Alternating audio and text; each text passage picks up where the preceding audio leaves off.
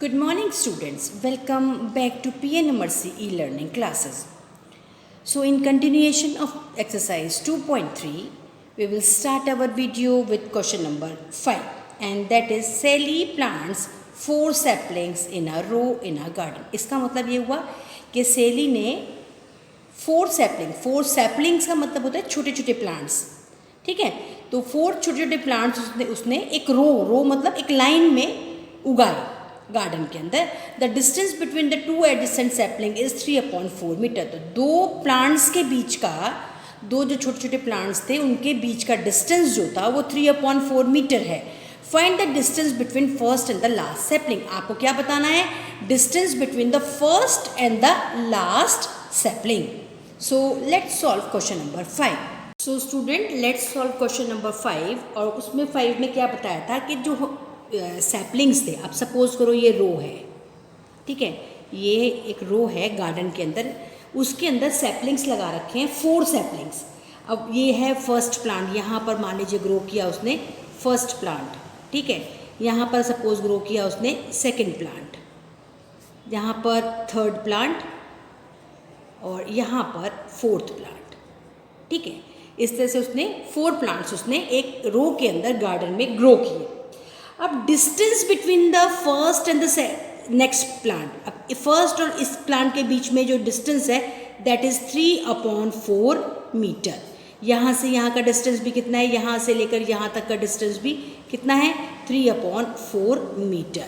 यहाँ से लेकर यहाँ तक का भी डिस्टेंस कितना है, 3/4 मीटर, ठीक है। अब क्वेश्चन क्या पूछा है उसने? क्वेश्चन ये पूछा है, सपोज ये फर्स्ट प्लांट है, ये आपका सेकंड प्लांट है, ये आपका थर्ड प्लांट है और ये आपका फोर्थ प्लांट है। अब उसने क्वेश्चन क्या पूछा है? क्वेश्चन उसने पूछा है कि फर्स्ट प्लांट के और फोर्थ प्लांट के बीच का जो डिस्टेंस है वो कितना होगा, that we have to calculate. So distance between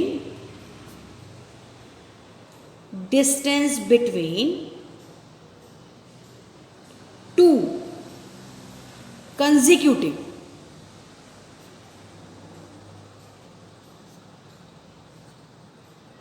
consecutive का मतलब क्या होता है? कंसेक्यूटिव का मतलब होता है एक के बाद दूसरा, दूसरे के बाद तीसरा, इसे बोलते हैं consecutive. The distance between two consecutive saplings that is equal to 3/4 metre. समझिए आप, दो कंसेक्यूटिव सैपलिंग के बीच का डिस्टेंस कितना दे रखा है, 3/4 मीटर। आपको फाइंड क्या करना है? फर्स्ट और फोर्थ सैपलिंग के बीच का distance. So the distance between the distance between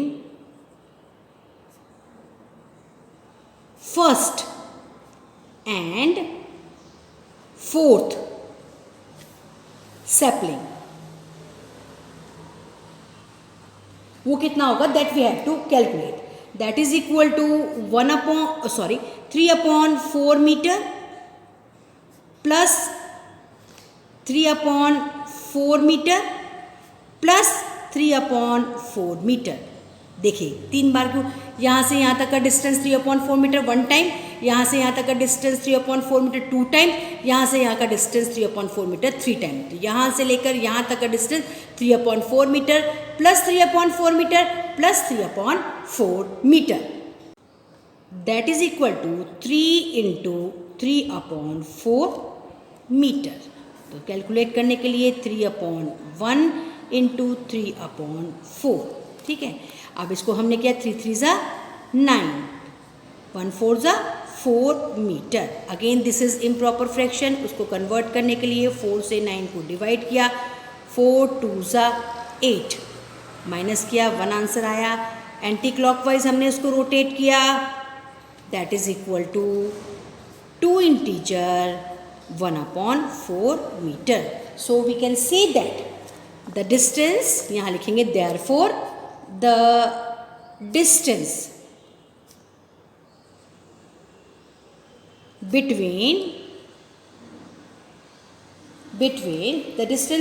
first and fourth first and fourth sapling is equal to 2 integer 1/4 metre. यहाँ पर TH लगाओ. Fourth sapling that is equal to 2 integer 1/4 meter, and this is the answer of question number 5. So let's start question number 6 students. Lipika reads a book for 1 integer 3/4 hours every day. मतलब लिपिका जो है वो book पढ़ती है 1 integer 3/4 hours हर दिन. ठीक है. She reads entire book in 6 days. और पूरी बुक उसने 6 days में पढ़ ली. How many hours in all were required by her to read the book? तो इसको ये बताना है कि 6 days के अंदर कितने hours उसने बुक को पढ़ने में लगाए. So let's start student. Lipika reads a book in 6 days. अब पूरा उसने कितने दिन लगाए? 6 days लगाए उसने बुक को पढ़ने में. रीडिंग टाइम पर डे कितना था? Reading time of Lipika per day कितना था आपका? That is equal to 1 integer 3/4 hours. इसका मतलब समझे कि हर दिन वो कितना पढ़ती थी? 1 इंटीजर 3/4 आवर्स वो लिपिका जो थी वो पढ़ती थी. और कितने दिन उसने पढ़ा? 6 days. तो Lipika reads the book in 6 days.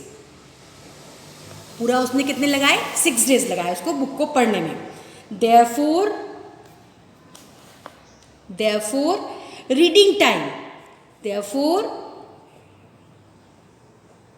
reading time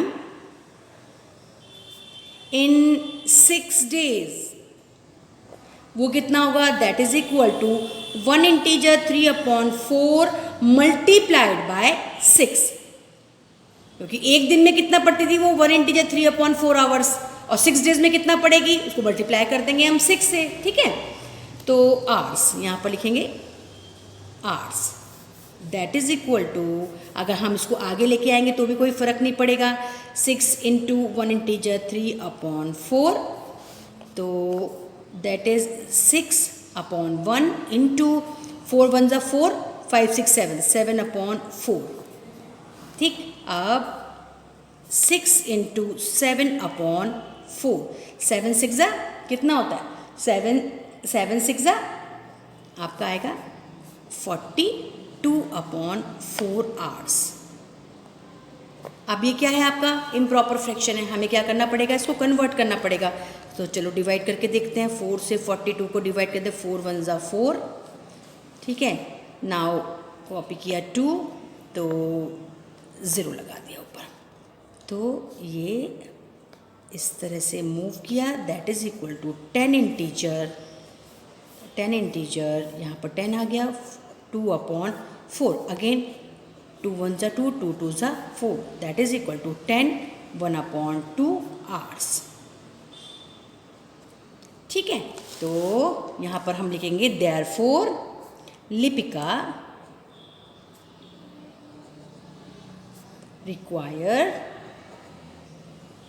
required 10 integer 1/2 hours to read the entire book. Now student, let's solve question number 7. और question number 7 क्या है? A car runs 16 kilometre using 1 litre of petrol. तो 1 litre petrol में कितना run करती है वो? 16 kilometre. How much distance will it cover using 2 integer 3/4 litres of petrol. इसका मतलब है अगर 2 इंटीजर 3/4 लीटर पेट्रोल है तो कितना किलोमीटर वो रन करेगी? That we have to calculate. Again 1 litre में वो जाती है 16 किलोमीटर. तो आपको ये कैलकुलेट करना है कि 2 इंटीजर 3/4 लीटर्स में वो कितना किलोमीटर रन करेगी. So let's solve question number 7 student. In 1 litre of petrol car run that is equal to 16 kilometre. ठीक है, 1 लीटर पेट्रोल में कितना जा रही है वो 16 किलोमीटर जा रही है. अब हमको बताना है कि इन 2 इंटीजर 3/4 लीटर में, therefore in 2 integer 3/4 liters of petrol car runs that is equal to how many kilometer. तो हम लोग क्या करेंगे, 16 multiplied by 2 integer 3/4, that is 16 into 4 to the 8, 8, 9, 10, 11/4, again that is equal to 16/1 into 11/4. 16 into 11 that comes to be, cutting कर लेते हैं पहले. 2 2 4, 2 8 16, again 2 1 2, 2 4 8. तो हमारा आ गया 4 into 11 that is equal to 44 kilometre. आ गया आंसर हमारा. देयरफॉर हम आंसर लिखेंगे, therefore in 2 integer 3/4 liters of petrol the car will run 44 kilometer, and this is the solution of question number 7. Now let's solve last question, that is question number 8 of this exercise. Let's solve question number 8 student. ये वाला question हम लोग case में textbook में ही solve करेंगे. No need to write in your notebook. Notebook में मत लिखिएगा. ये आप क्वेश्चन नंबर 8 जो है अपने टेक्स्ट बुक में ही सॉल्व कर दीजिएगा. मैं आपको समझा देती हूँ. Provide the number in a box such that 2/3 multiplied by what so that I will get 10/30. मतलब 2/3 इसको मैं किससे मल्टीप्लाई करूँ कि मेरा आंसर 10/30 आ जाए. तो 2 को मैं किससे मल्टीप्लाई करूँगी, 2 5 10, 5 से मल्टीप्लाई करूँगी तो मेरा आंसर 10 आ जाएगा ना. इसी तरह से 3 को 10 से मल्टीप्लाई करूँगी तो मेरा आंसर 30 आ जाएगा. तो मैं क्या लिखूँगी इधर इस बॉक्स में, कौन सा नंबर आएगा, 5/10. ठीक है, 2 5s 10 and 3 10s 30. इस बॉक्स में आएगा 5/10. ना सेकेंड वाला क्वेश्चन देखिए. The simplest form of the number obtain in boxes. इसका सिंपल फॉर्म क्या होगा, सिंपल फॉर्म मतलब रिड्यूस्ड फॉर्म क्या होगा. अगर मैं रिड्यूस करूँ तो क्या होगा, 5 1 5, 5 2 10. तो यहाँ पर आएगा 1/2.